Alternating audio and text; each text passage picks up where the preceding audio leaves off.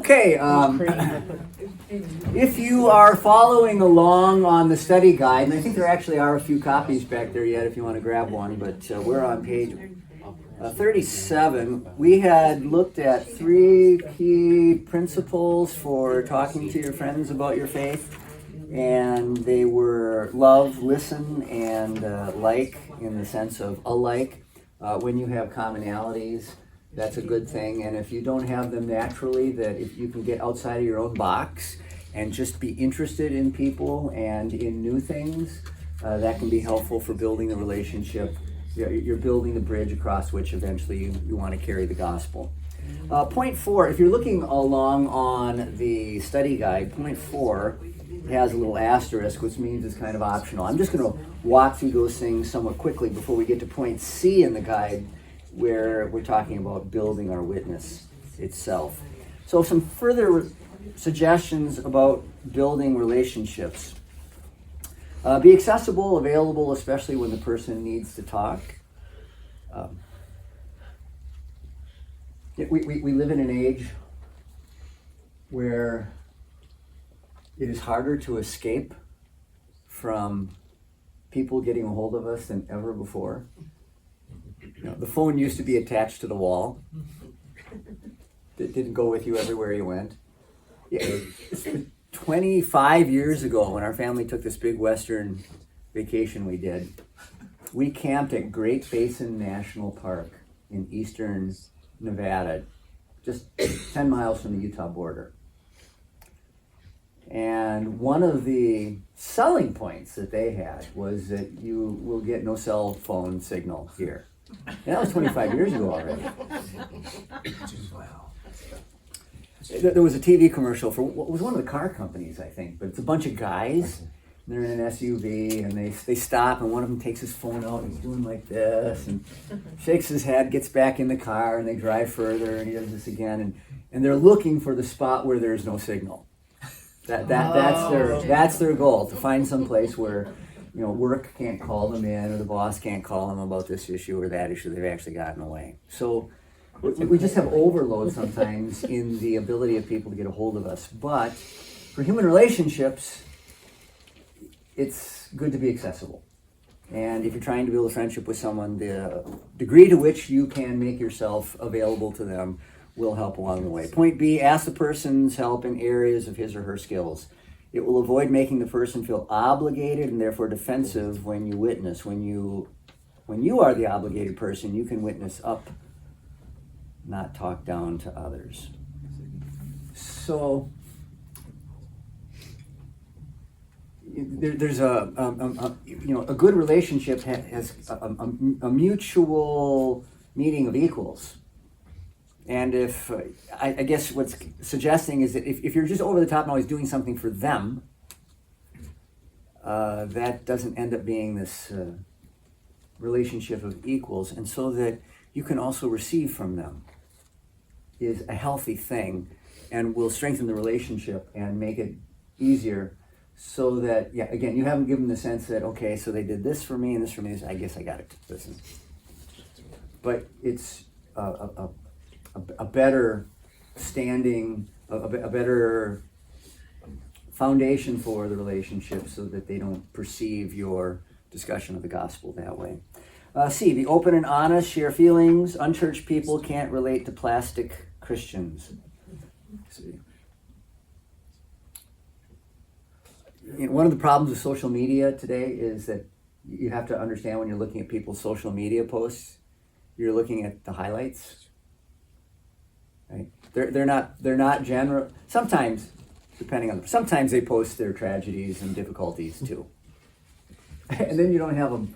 So I always, so someone's posting that some dear person in their life passed away, or that they got terribly sick, and then you look at the little reaction buttons, right? And there are no negative ones. So do I like this post? Do I say I'm happy that their dear one passed away? What do you do with that? I think I've told you that when my mother-in-law was first getting on, and she saw people posting LOL, she had the idea somehow this is lots of love. Not laughing out loud. And she made an inappropriate response to someone who had something horrible happen, and she posted LOL. What was the other one? WTF? WTF, which we can't say. You know how that goes. See me after church if you need to be filled in. But her grandkids, and I don't think it was my kids, her grandkids from our nieces and nephews told her, because they posted it a lot, said it was welcome to Facebook. So she has a new friend show up, and okay. Poor grandma. The problem with acronyms. Anyway. They laughed. But where I was heading with this originally is that when you look at the social media posts, and one of the reasons that makes people feel bad a lot of times is that you're just looking at everybody's highlights. You're looking at the best things for the most part. They're not showing you the struggles as much. And then you wonder, well, why my life isn't going so well? How come I didn't go on such a wonderful vacation? How come I haven't found what they have found in job or love or what have you? And sometimes at church, we've all got our game face on here. And I'm not saying we ought to come in here and, there's a balance to be found here, certainly. You don't need to be Debbie Downer. You don't need to come in with a rain cloud over your head every day. But to be open and honest is a healthy thing in the relationships, and especially when it's a one-on-one kind of situation. We share the highs and lows, the ups and downs. And it just develops a more natural relationship. So plastic Christians, for whom it seems that once you become a Christian, everything is only wonderful all the time. That's not useful long term. It's kind of false advertising. And some of the TV preachers are a bit that way also. Well, we're told troubles will come our way. Yeah, Jesus makes that clear. Well, I just read the Bible. Life was not going wonderful for any of them, ever, right? It was real life. I mean, that's not to say that weren't highs, but there was just as many lows, if not more. It was a struggle. And so with the disciples too, I mean, it's because this idea of God bringing in the golden age that the disciples had with Jesus also, that somehow there was going to be heaven on earth, that infected the disciples pretty deep also. So in spite of the fact that they knew their Bibles pretty well, and they knew how Abraham's life went, and they knew how Moses' life went, and they knew how David's life went, they were kind of figuring Jesus was here to change all that. And Jesus had to say, sorry fellas, it only gets harder from here while you're here. The other thing is coming, but first the cross, then the crown. Deeper relationships allow deeper witness opportunities. Unchurched people need to see Christian faith in the tough times, even when it isn't a perfect faith. And frankly, Christianity has more to offer when we are struggling than it does when things are wonderful. It's when things are going A-okay that we have more of a tendency to forget God, or not to think about Him as much. It is in the depths of our woe that our hearts cry out for Him. Right? Read the Psalms. So we can model that also when we're having tough times, but we let people see that I find my strength in God and I turn to Him. And it doesn't mean it all gets fixed immediately, but it means I can get through it. Anyway, don't be a plastic if you can help it. Try to understand the other person by exploring past experiences, attitudes, and situations. So if you're looking for what to talk about, get to know them, and lots of things to explore. Be accepting and affirming as much as possible. Building others up in love is one of the things Christians do best. And F, pray for the person you want to reach, and for the Christian love and character you need to be God's tool of witness. Don't give that low priority or slough it off as not that important. Your prayers are probably the most important thing on that list, because then we are engaging God for His help with the whole process and asking Him to lead this where it needs to go and put the person in the situations. And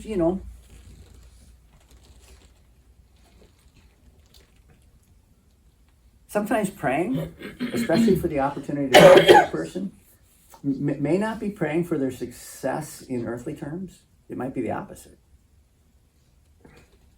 Because based on what I said just a few moments ago, Christianity has more to offer to people in their struggles than in their successes. We all have heard that a person struggling with alcoholism or other substance abuse, what before they get help, what has to happen? Hit bottom. You got to hit bottom. And it maybe seems weird to us to pray that they find that bottom. But sometimes that's what's got to be prayed for. And it doesn't just apply to substance abuse. In general, the desire for God so often grows out of hitting some kind of a bottom where you are cut off from every other possible source or imagined help, and it's all you got left. And so now you're in a position where you're ready.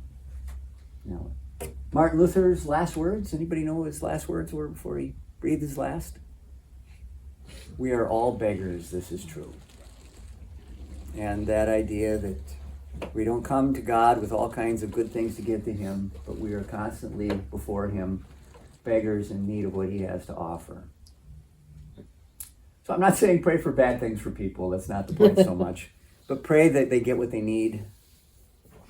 You know, you can do your best to figure figure out what that is. My wife sometimes will question, well, you know, why should I tell God what I want in the prayer? Because he knows what's best anyway. Well, you still act as a responsible person. You still do your best to size it up.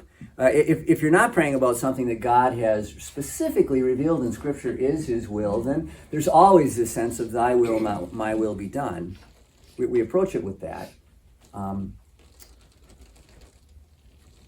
There is during the Reformation, Philip Melanchthon got very ill to the point that some were questioning if he was going to make it, and Luther prayed at his bedside a bold prayer about God.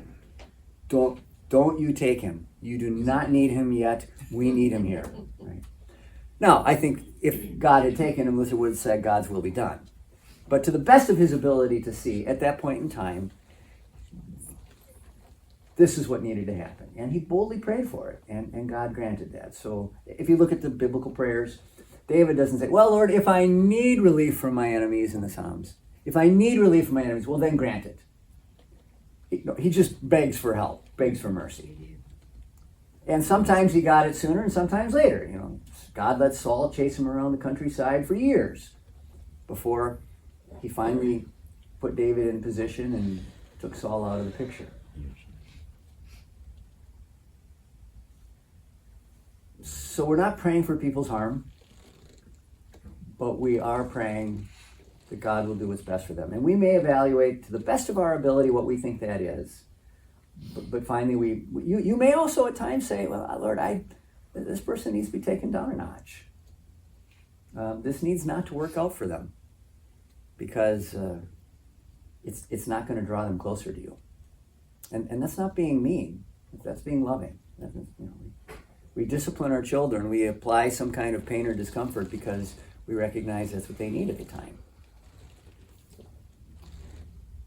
That applies to friends sometimes too. And then it can even apply to our prayers. Okay, that's just a list of other ideas there. So we get into letter C then after this, building our witness. First person witnessing. Unchurched friends and relatives are often sensitive to what they perceive as our preaching at them. I don't think this is a new phenomenon. I think people have complained about this for a long, long time. People, well, what do they mean when they say, don't preach at me. I don't want you to preach at me. Is preaching a bad thing? What? That's a loaded phrase. What is in that term, preaching at somebody? You're better than them? A lot of times there is a perception that you see yourself as a superior, speaking from the ivory tower, speaking down to them. That's a part of it, I think. They feel guilty. Making them feel guilty. Judging. Judging. Is Okay. that truth? The truth is hurts them. Okay, the truth hurts. That's why perhaps they feel that way. Well, and when they're your family, I mean, they know you. Yeah. You know, Hopefully. so it's like, who are you to preach at me? Okay, yeah. I can. We can have this conversation the other direction on all these issues at the same time. If we're smart, we know that actually should work to our advantage, because I speak not as their superior, but as a fellow struggler. But we should communicate that then in the way we go about it. I think just the little word "at" instead of "to." Every Sunday I preach to you. Nobody has ever said to me, "Stop, Pastor, stop preaching to me." Well, they don't say that; they just stop coming. But but when you're preaching to a person, there's a little bit more of the sense of for the benefit of. And when you're preaching at a person, it seems to indicate that they're not seeing that this is really for their advantage. It's not for their help. It is a way of just judging. It's negative. If they're talking this way, do you suppose they are perceiving a law message or a gospel message? Law. Do you know that in the entire New Testament, the word preach is only linked with a law term once, and then it's being criticized? The only time in the New Testament preaching is linked with anything other than the gospel is in Paul's letter to the Romans, chapter 2, when he is confronting the Jewish person who has the law and thinks they're better than it. You who preach the law. And then he goes on to point out all their faults. And he is taking them to task for the idea that they think that they're in a position to judge others and say they're better. And that they think they're any better than the other people who are lost. Otherwise, it's always the good news. The term is always used for announcing the good news. You know, behind the idea of preaching, there's a little bit of preaching perhaps in what I do when I'm here in Bible class, but I'm teaching you now, right? It's interactive, trying to lead a person along. We discuss things, consider them. Preaching is announcing. My best illustration of it, I think, today is when you're watching the news and you have the news anchors there. It's kind of a modern form of preaching. It's not a class. They're telling you what happened today. And of course, what they're not necessarily law, but they're telling you a lot of bad stuff that happened, right? What makes most of the news up is the tragedies that happened today. There was this robbery, there was this fire, there was this political problem, this war broke out. It's all that kind of stuff. You know, they'll have a little human interest story that will want to tug at your heartstrings a little bit about this nice thing that our news station did for this person who needed help. But for the most part, it's the bad news. But biblically, the word preach, this announcing of what's happened, is the good news. And of course, it's the good news especially of what Jesus did for us. And that's a multifaceted thing. There are other things that fit under the umbrella of the good news. But that's what they preach. So when people say, you know, I don't want you to preach at me, they are thinking in terms of that you're delivering a heavy law message. Now, that's not to say that sometimes people don't need that, but we want to think about how we deliver it so that it doesn't come off in a better than thou flavor. Christians are sometimes insensitive and inclined to confuse judgmental moralizing for witness. So often the person's problem isn't so much the besetting sin that has entrapped them as it is the lack of a relationship with their Savior, which would be the real way out. These are related to each other, but we need to get them to Jesus. Years ago, I worked in the inner city of Milwaukee in kind of a ghetto neighborhood it was during my seminary years. And my goodness, there was vice everywhere. Probably most of the people that I was trying to evangelize had a substance abuse issue. Everybody's romantic relationships were messed up. Practically everyone was shacking up. Many times, and they were abusive often at the same time. It's like, why would you stay here? But, okay. Yeah. I made hospital visits the only time in my life on people with knife wounds and gunshot wounds. Prostitution, There was plenty of ice to go around. And I didn't, now, we wanted to help fix all of that for people to some degree. But I didn't go around just like this all the time, right? Because none of that was going to change without the power of sanctification that comes out of a relationship with Jesus, which is all about their justification. So we didn't necessarily focus on the individual sins that were troubling them so much as the fact that, like me, we are sinful. We are sinful by nature. It has all kinds of ways it works out in our life. And Jesus is the solution to that, right? So it's not that we ignored the law. And eventually we had to get to all these things. But maybe not the very first thing in every case. It wasn't about so much avoiding offending them. It's just that we need to have some basis for why should I care? Why should I think that any of these things are actually an issue or could be solved? So telling people what they should do or not do and believe usually brings negative reaction. Second person or you messages are confrontational until the other person has become interested in what Christianity means to him. Even questions in the second person. If you were to die today, do you know for sure that you would have eternal life, right? That's one of what we call the 2 key questions. It's a good way to introduce people to this conversation about heaven and hell and where you're headed and who Jesus is and why he did it, what's it for. Even that may be too confrontational at the beginning of our strategy of witness. So I think we recognize in a general way in relationships that you can get too personal too fast. And this can be a very intimate thing. You have to weigh that a little bit. I would have to say when I was doing just full-time evangelism work there, not really serving as a pastor, we got to that question pretty quick a lot. And I had some very interesting responses, some very interesting situations. I was in a sermon not long ago. I think I told you about a lady I met named Dorothy, who I think I was the second visit to her house, and I was sitting in her living room, and I raised the question.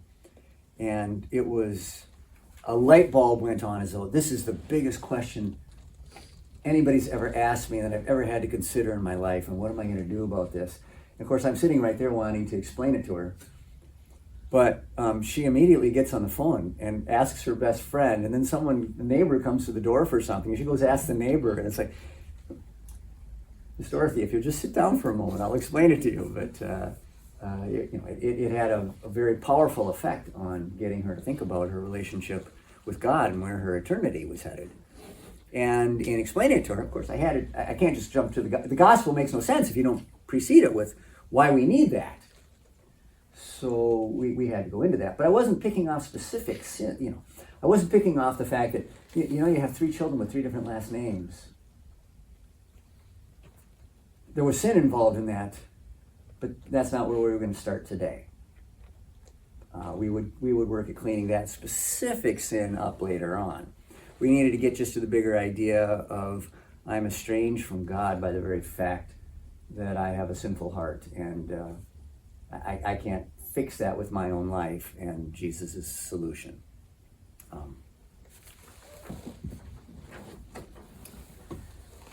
All right, so first person or I messages are a more natural way to begin witnessing to a friend, and that may mean also including things about yourself that have been faults and sins. If you can be honest about your own failures and sinfulness, that can pave the way for being able to discuss that with others, and then it takes some of that edge off. That somehow you're being judgmental. Again, you're speaking as a fellow struggler. You're not speaking from the ivory tower as though you're just superior. Now, that doesn't mean you need to have a sit-down session where you're going to pour it all out there, everything you ever did. That's not useful necessarily either. You need to know where you are in the relationship as to where you go with all of this. But anyway, iMessages. People quite naturally talk about things that are important and interesting to them and things that are happening in their lives. Much matter-of-fact sharing implies no pressure on the other person to accept or do anything. Christians quite naturally talk about events at home and church, insights gained in their Christian fellowship and growing. spiritual feelings and perspectives. Doing so in the first person establishes for an unchurched acquaintance that our Christianity is important to us and we are willing to talk about it. That makes further, more intensive witness natural for both parties as our efforts continue and intensify. That also makes it possible for an unchurched friend to come to us with a religious question, a spiritual concern, or a personal problem, because we become that sort of person to them. So he's saying, as you talk about your Christianity, cultivate that it permeates your life and that you see it as something that has application to my parenting, to my marriage, to my work, to my volunteer activity, to my recreation, without necessarily becoming the person that's a little too plastic, perhaps, that speaks, and you've heard people like this, it's as though they have to work Jesus into every sentence. Okay, so, it's hard to tell people be natural, because if it isn't already, you can't just make it that. It's a growing thing. It's something to pray about. Pray that God would help you to make this a natural part of your conversation so that it's really you.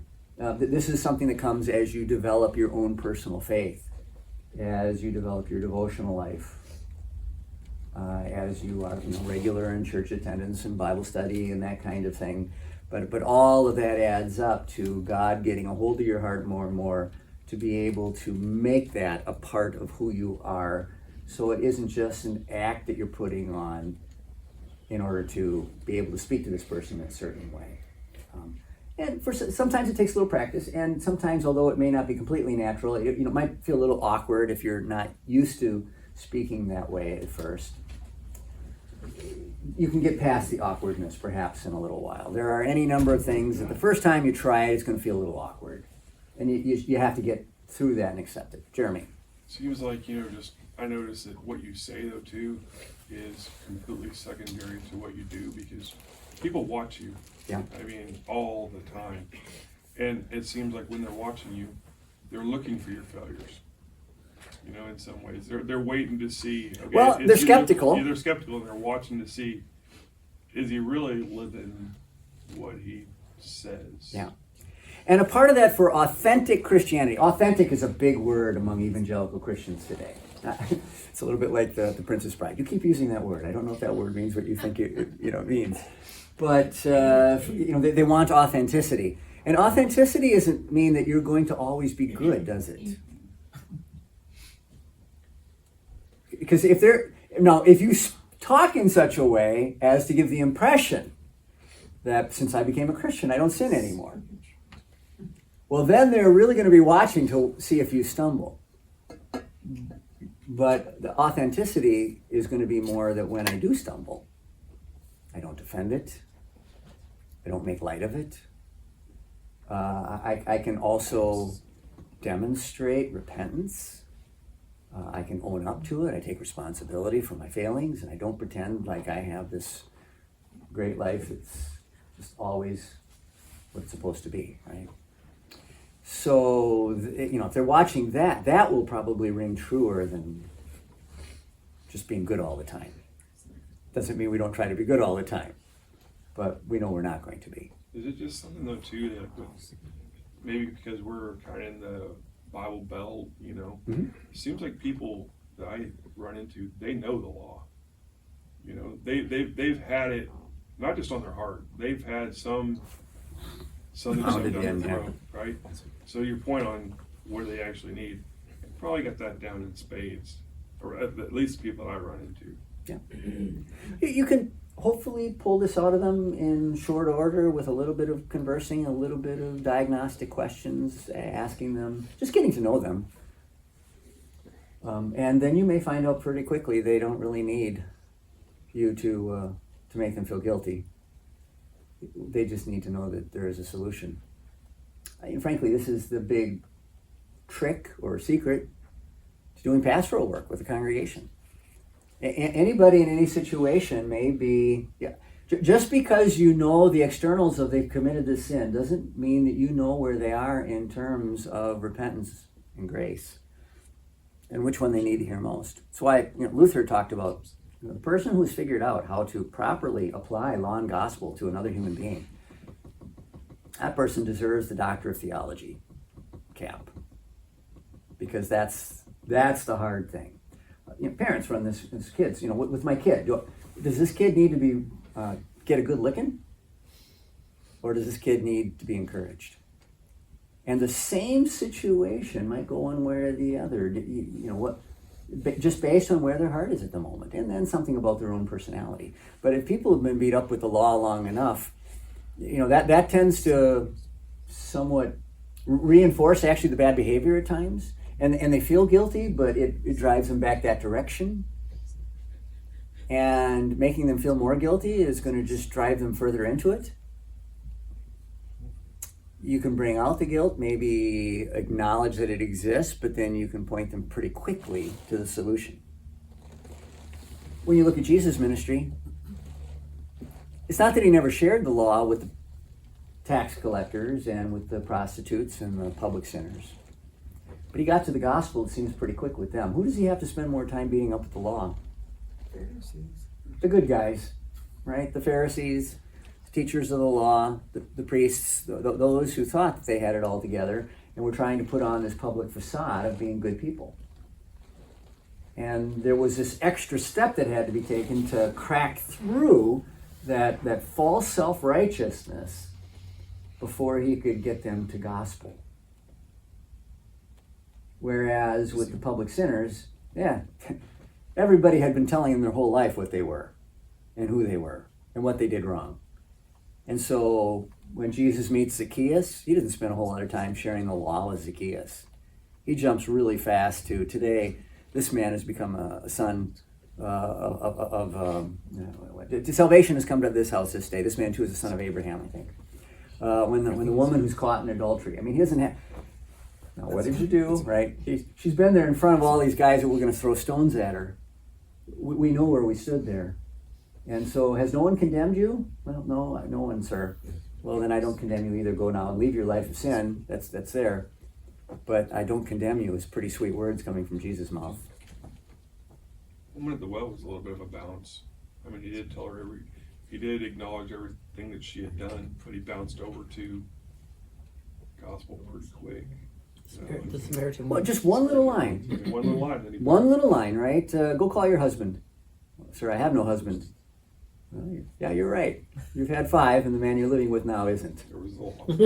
Yeah. Zing! But then he doesn't dwell on it. It's done its work. If only we could be Jesus, right? If only we could know the things he knows. If only we could read hearts in the way that he had the ability. So, what would Jesus do? Well, sometimes I have to say, yeah, but I'm not Jesus. I can't do some of that because I can't read into the heart. But there you do see him practicing what we're talking about, in that the law is not absent there, but he does not spend a great deal of time dealing with it or dwelling on it, rather. He can get to the gospel in short order because, okay, she gets it. Everybody in town has let her know where she stands. The reason she was there at the well at noon instead of early in the morning when it was cool was so that she could avoid the other gossipy women who would have come out to the well early in the morning, and she would have been the subject of their judgment the whole time, most likely. It doesn't say that, but it's a weird thing that at high noon she's coming out in the heat of the day to draw water. There's a reason she was the only one there. That was weird. That was weird. Some examples of such first-person witness are, I have to share the illustration our pastor used in his sermon on Sunday. Oh, you should use this one a lot, right? You'll get a kick out of this. So, you aren't necessarily promoting yourself, you're promoting me. But it maybe takes a little edge off in your personal relationship with the other person if it's something that applies to. Funny you should bring this up. Here it comes. It wasn't a witnessing thing. It was, I went and told this coworker that my pastor said this funny thing. Ha ha ha ha. We laughed, separated. She came to me later and she said, this employee over here was uncomfortable with that. I said, why? She said, because you were talking about your pastor. And I said, okay. Okay. that was it. She felt uncomfortable because I mentioned my pastor. Religion. That's weird. That's what I thought. So, Religion. do you understand why? No. My guess is that it's the kind of person for whom any mention of religion automatically is going to trigger them. Yeah. There's probably guilt there. You got an extra grind. In certain settings, there are those who want religion so to be marginalized that it is removed from public life altogether. And so it might have been a little bit of objection to the fact that you're talking about this with a person at work. It's not wrong for you to do that, but there are people who feel, they would take, the separation of church and state, Wow. and the state becomes all of life except the 2 hours on Sunday morning you spend in these walls, right? And so that this is the only place you should ever be allowed to speak about it, and we just barely tolerate that. For some people, possible. Possible also there's some pent up guilt there that makes them think about spiritual things and God and where they stand, and that may make them feel uncomfortable. Of course, your job is not to make people feel comfortable. It is to bring them the comfort of the gospel, to get them to those comforts, yes. But, C.F.W. Walther, famous Lutheran founder of the Missouri Synod, used to say, that we well, in fact, you hear this outside of Lutheranism too. I've seen it quoted by other Christians, but that those who are preaching or bringing the word, you're trying to make the comfortable. You're trying to make the comfortable uncomfortable, and you're trying to make the uncomfortable comfortable. Right? And that's just the law makes the comfortable uncomfortable. And once they're uncomfortable, the gospel makes the uncomfortable comfortable again. But for the right reasons. And this is the flow of how that's supposed to work. So your job isn't to make her comfortable. It's like, oh, okay, maybe I should go talk to her. I thought my job was to tell a funny story. Yeah. Did it have Princess Bride in it?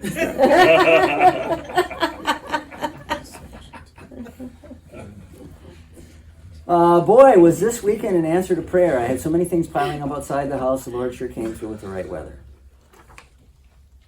Okay. I mean, we can speak about God's providential working in our lives. And again, you want to do it in a way that's, I wouldn't say it just like that. I guess it's not going to be natural to me, perhaps.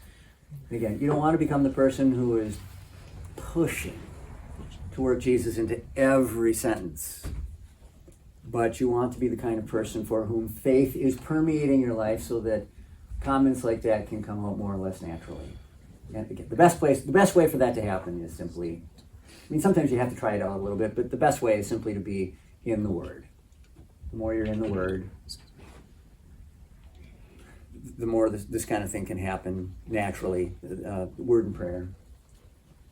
I'm sorry if I've been a bear around here lately. Don't know why I let things get to me sometimes. So this is, where you were talking about, we're watching how you behave, and this is an opportunity, if you've been grumpy, to own up to it. Yep. Do that. I do that with my employees. Sorry, man. I'm having a bad day. All right. But last night I talked it out with some of my friends after Bible class, and they helped me put things into perspective and get my. So it's almost kind of a back. So it's not even you're talking about God necessarily, but you are bringing the fact that you have a spiritual life into the conversation. Our daughter met the nicest guy at campus ministry retreat this fall. We finally got to meet him yesterday. We sure thank the Lord for how he's taking care of the kids. How many familiar first-person witnesses can you think of? Look for ideas in your own situation, your church's ministry, and your reading. So, I can't give you a checklist for this kind of thing, right? I can't just say do X, Y, and Z.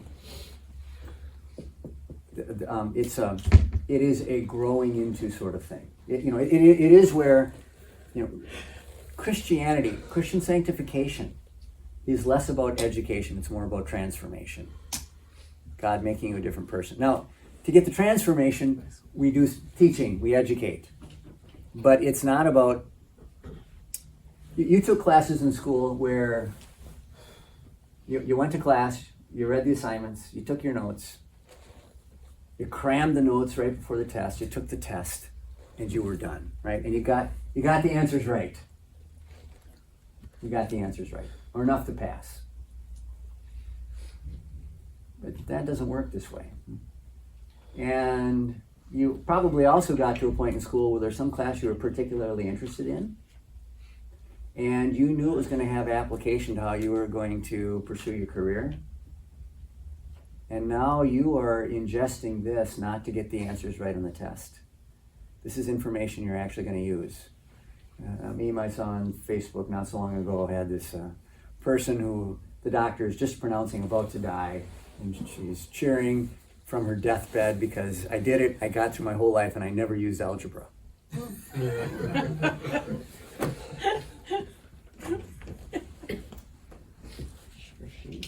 And I think a lot of people suspected they wouldn't, and maybe you haven't, but maybe you have. A lot. And maybe you didn't realize it at the time. The thing is, when you're in school, we don't know what you're going to use because you've got a lot of different options before you, so you got to get a little bit of everything.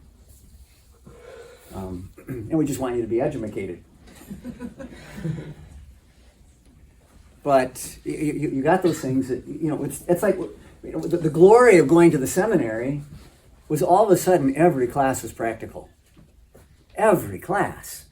I knew sitting in every class that this is stuff I was going to have to be able to use when I got into parish life. And so you have a completely different motivation for paying attention in class and for studying it after class. And yeah, we had tests, and we took those tests and got enough right to pass. But you knew that it had that practicality. I think my own dad would tell you, he struggled a little bit through high school.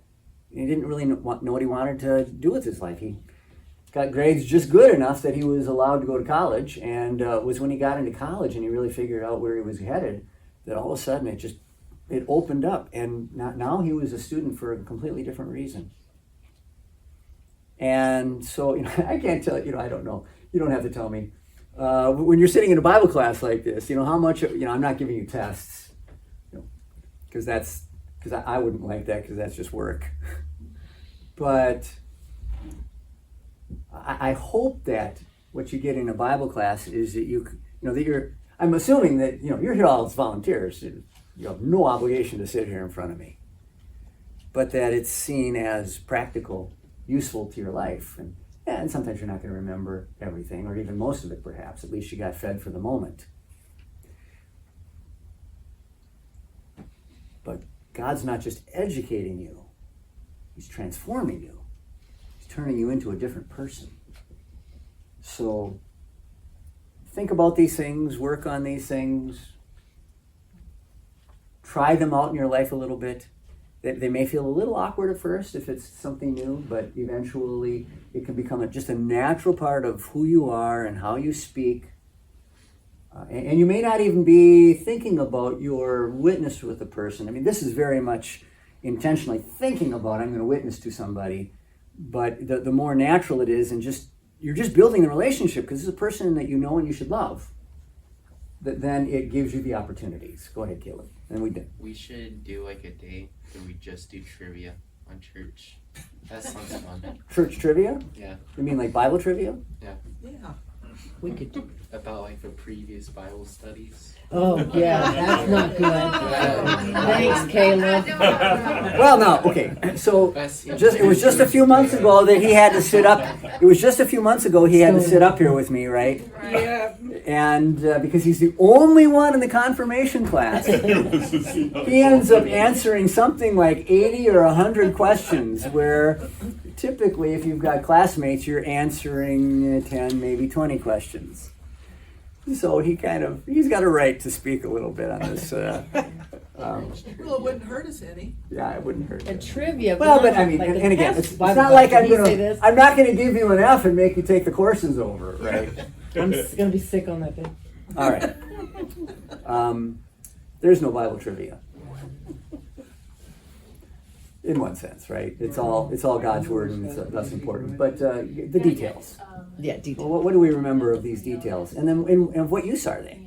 Now, all that you know. Need to end up here. I have my book a commentary written by Paul Wentland on the book of 2 Chronicles, and 2 Chronicles was the First Chronicles. Maybe it's both of them. Chronicles starts out with long genealogy after genealogy after genealogy. And you think, I mean, it's not just like Genesis 5 is genealogy. This is chapter after chapter after chapter. What use is this? Well, you should read Paul Wentland's book. That man went through those with a fine-tooth comb, and it's actually interesting. But it takes a level of biblical knowledge ahead of time and then close study to be able to do that with genealogies. All right, leave you with that.